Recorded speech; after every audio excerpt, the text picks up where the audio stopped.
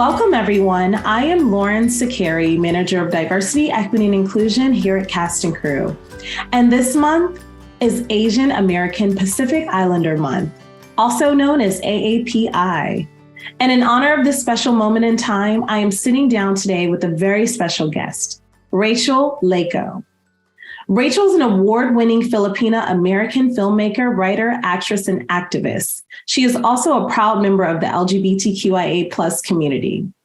Rachel currently holds many writing, directing, and producing credits, ranging from short films and web series to TV pilots and features. As an actress, Rachel started off in theater, starring in Beauty and the Beast and A Midsummer Night's Dream. She then began her TV and film career upon moving to LA, starting off in commercials, web series, short films, and indie features. Rachel's TV network credits include a guest star role on NBC's Chicago Fire, BET's Games People Play, Netflix's Atypical, and Peacock's Bel-Air. Rachel is also the founder of Empowerhouse, a digital media company that aims to elevate the culture, embrace the future, and empower storytellers through creativity and community. So without further ado, I would love to welcome Rachel Leyco. So thank you so much, Rachel, for being here with us today. So to jump right into it, I know that you are extremely proud of your roots. How has your upbringing and your heritage influenced who you are today? And can you tell us a little bit about your childhood? So my childhood, I was born in the Philippines and I moved from the Philippines to Texas when I was only like 5 years old. And I haven't been back since then. And I'm actually going back at the end of this month. It's kind of like my homecoming 25 years. So I'm really excited to just go back to the motherland and really, get back and dig into my roots and see family that I haven't seen in such a long time. And from Texas, that's kind of where I found my love for acting and my passion for acting. I did a lot of theater there. And for some reason, I just knew that from a very young age that storytelling was my passion, that was my calling and my purpose. And it was just kind of this intuitive feeling. And, somehow the universe brought things together and my family decided to move from Texas to Los Angeles. And from there, I just knew I was like, okay, I'm here. I'm in Hollywood. I'm going to pursue this. I'm going to do the best that I can. My family, is Filipino and very traditional Filipino. Both my parents are registered nurses. And of course, didn't really support my creative endeavors and wanted me to be a nurse as well. And, I tried it out. I tried it out for a hot second and in college and it didn't work out. And because I had that passion for storytelling and acting and writing. And I just knew that this was something I had to really dive into, especially because I was already in Hollywood. So then I went into film school. And from then on, I started to just create my own work. And everything that I do really is infused with, my Filipino heritage, also being Filipino American, because that's, very unique to me. And also growing up queer in my household, that really, I think, influenced a lot of my creativity as well. And the stories that I write, I do my best to represent my identity and my unique experiences too. Obviously, I can't represent my entire communities, but just sharing my own experiences and my unique perspective and my voice. I want to do that as authentically as possible for my communities because I think it's so important. And because growing up, I didn't see that, and it was really hard for me to see myself in TV and film and even in books and stories that I would see. I craved to be a part of it, but it was so hard to to really resonate with a lot of characters that I see. I would see a lot of white leads on screen. And I would think man, I feel like I can do that, but why don't I see anyone like me on there? That's weird, But somehow that still fueled my passion even more because I really crave to see women like me on screen, especially queer, Filipina, brown, Asian women. I love that. I mean, you actually answered probably like the next 5 questions that I would have had. So Oh, great. yes, thank you. So with, taking all that, I know you've been booked on television, including like Atypical, Peacock's Bel-Air, BET's Games People Play, and Crazy the series. How has this, all of your experiences truly helped you to get to that point and navigate those spaces? Yeah. It's definitely difficult. It's been really difficult. Even now, I think the industry is ever changing, and even with how amazing representation is right now, there's so many more opportunities than there were when I started out.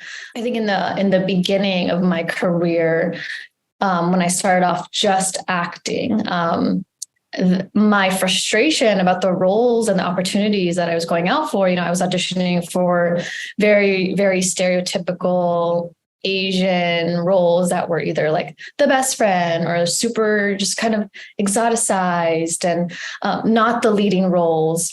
I kept going into those auditions and I just wasn't feeling the joy, the love, the passion for it.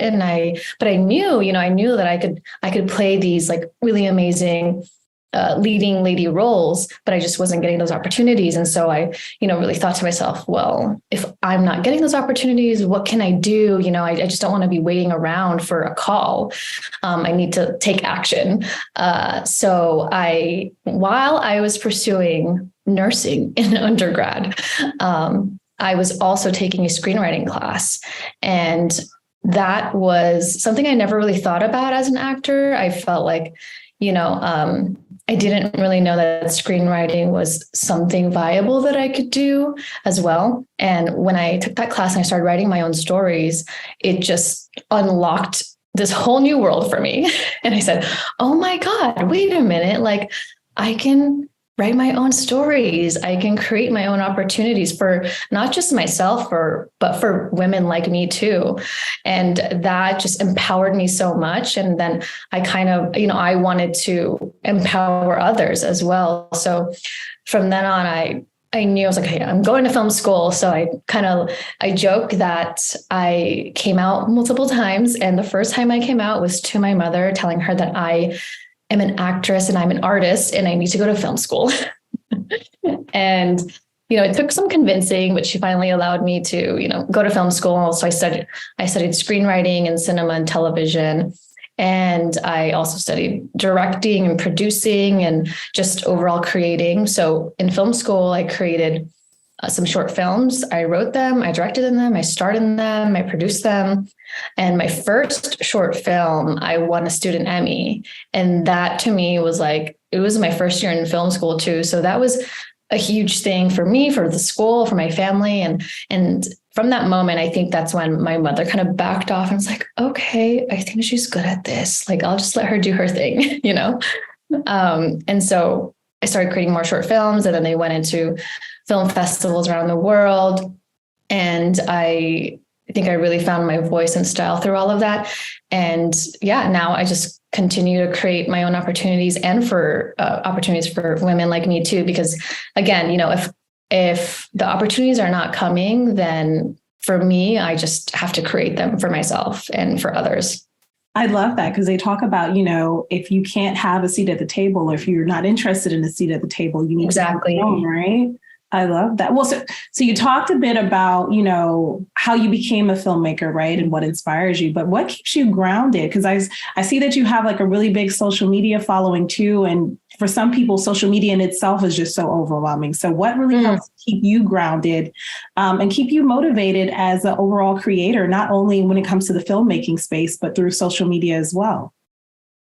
Absolutely. Yeah. Social media is like a whole other platform, a whole other thing that I kind of, had to learn as well. And I think it's really beautiful to be able to build an online community and connect to so many people and connect to, my audience through a different form of storytelling through, social media. But what keeps me grounded through all of this, honestly, is throughout the years, also building out my self-care routine and just practicing a lot of self-love. I deeply fell in love with meditation and breath work, and that really, and yoga as well. And I implemented that honestly during the pandemic time because we had so much time to like try out hobbies.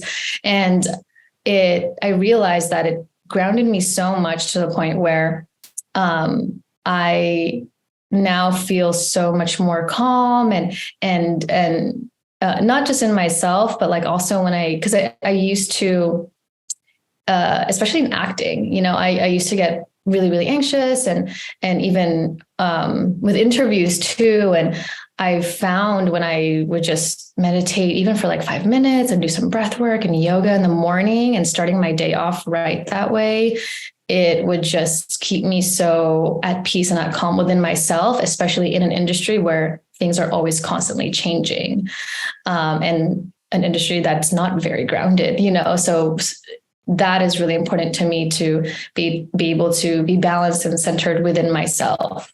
Awesome. So I know that, you just stated that your love of yoga is really what kind of helps to keep you grounded, right? But how do you balance traveling and filmmaking and being an actress, like all the things that you do? How do you truly balance all of that and create that time for yourself to not only create, but also enjoy yourself through travel? Yes. Well, okay. First of all, I'm a Libra, so balance is my thing. And I love to travel. It not only keeps me grounded, but it keeps me really inspired just to immerse myself in different cultures and different environments, experiencing life. Like I always tell that to, other inspiring creatives. I think just like living your life and going out there, it really enriches your soul, but it also, opens you up to so many different types of stories when you're like meeting other people from different cultures and environments and traditions. And I love it so much. So that's why I try to travel as much as I can. And every time I travel, I come up with so many new stories. Like there's so many stories to tell and I get so inspired. So while I'm traveling, I'll try to like write a little bit or just even social media things. And one of the things I love to do is go on like solo writing retreats sometimes. And like, I just pick a place, pick a little cute Airbnb, go there, immerse myself in the, with the locals in the community and write. I absolutely love that. I need a solo writing retreat myself. Yes, I think everyone needs to do that. Even if you're not a writer, even if you're just, some kind of creative, I think it's and spending time with yourself too is, I think, really, really important. I absolutely love that. Oh my gosh. Okay. Well, thank you. So switching gears a little bit, right? I would love to talk about Empowerhouse. So I know that's your organization, which is a digital media company that aims to elevate the culture, embrace the future, and empower storytellers through creativity and community. Can you explain, what this is a little bit more? I'm super excited to learn more. Yeah. Empowerhouse is all of that you said. It's still fairly new, but, I started it because I wanted to kind of also empower myself through it and just build my own brand, build my own business, especially in the media world and the digital world with storytelling. And Crazy, the series was actually our first big project. It was also my first web series that I, co-wrote and co-produced and co-directed and show ran basically all the episodes. And that was really inspiring for me to continue to build on my brand. And because I have so many other stories I want to tell, and, we try to bridge community and creativity together. So through the projects that I make, like with Crazy, if it's a film or TV project, or even if it's through like workshops and mentoring and events, I really strive to be as inclusive as possible within, my queer communities and Asian American communities. And through storytelling, building community. And, I run a writers group through Empowerhouse as well. I run a mentorship program as well for, especially new upcoming aspiring filmmakers. Oh my gosh. And that's so inspiring. There's often so many people that would love to launch an initiative or company just as you have, right? And they don't even know where to start. So what advice would you give to someone that's looking to do something similar, or they want to get in some sort of capacity, but they don't know how to begin? Yeah, I would say just begin, but also start small. Again, as I'm building up, Empowerhouse is still new, and I started off very small. It's pretty small, but even with the workshops or mentorship that I'm doing, and just reaching out to your community, I think is so important. Like, I'm huge on community and community support. So building it out there from like your own inner circle first. If you want to give back to your community, if you want to give back to, a fellow creatives, just start there, start small, and just, do it. Just do it. Just begin. Well, in that same lane, what advice would you give to writers who want to get started, but they have no idea where to begin? For me, I think I kind of took like that traditional route because I went to a screenwriting class, but I totally believe, even prior to that, when I was younger, I was also just writing short stories. I was writing poetry. So within the same vein, honestly, and I say this not even just for writers, but also directors, just creatives in general, to practice your craft as much as possible every day, hope maybe, especially when you're beginning, like you want to craft and to develop your voice and your style as a writer. So writing every day and reading scripts, reading books, and just kind of figuring out who you are within the stories that you're telling, and understanding what your perspective is, understanding what you want to say, what is your mission and your purpose through the stories that you're telling. So my biggest advice is really just start writing, start creating, and practice that as much as possible by yourself, or like, especially, I think in the filmmaking is such a team effort. It's community. So creating art with your community, and that I think is how you really are going to develop your unique style and voice as an artist. I love the fact that you speak on community so much, because one thing that of course, like in the outside world, but specifically within the workplace, we talk a lot about building community and allyship. And those are some things that people often don't realize the importance of. So I love that for sure. So I just have one last question, because I feel like you have, kind of told us so much, right, about your career and yourself. But I would love to know, if you could say, hey, this is what I would love for my legacy to be, this is how I want to be remembered, what would that be? Wow, that's such a deep question, and I love it. I think like, projecting myself into the future and then trying to like look back at my life. I hope that my legacy would be that I empower, younger generations of queer women of color like me to live in their truth and be as authentic as possible, and especially creatives, for them to empower themselves to take hold of their life and own their voice and own their truth and say it and say it through their art and their creativity. I think that is what I would love to be my legacy. Well, I think you are doing a phenomenal job of building your legacy. And I'm just so excited to continue to watch you do more and impact the lives of others. Thank you so much for being here with us today. This is such an amazing conversation, and all the way from Guam. Thank you. Yes, we made it happen, even with the time difference. Yes, awesome. Well, thank you so much, Rachel. And we wish you a wonderful day. Thank you so much. Hey, cast and crew. Thank you so much for having me for AAPI Heritage Month. It's been so fun, and I hope this conversation brings some empowerment and more inspiration to AAPI creatives.